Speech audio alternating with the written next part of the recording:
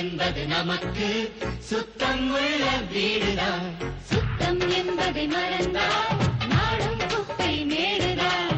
சொர்க்கம் என்பது நமக்கு சுத்தம் உள்ள வீடுதான். சுத்தம் என்பதை மறந்தால் நாடும் குப்பை மேடுதான். உலாவும் நிலாவில் வெள்ளை அடிக்கலாம், எங்கேயும் எப்போதும் சுத்தப்படுத்தலாம்.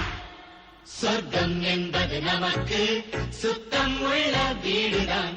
சுத்தம் என்பதை மறந்தால் நாடும் குப்பை மேடுதான்.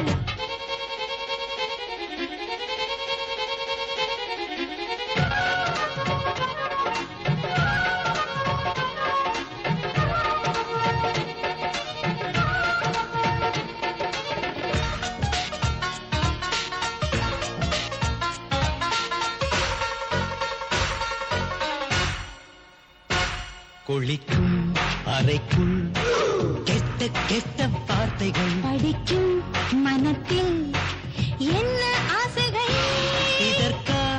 இதற்கா கல்வி கற்கும்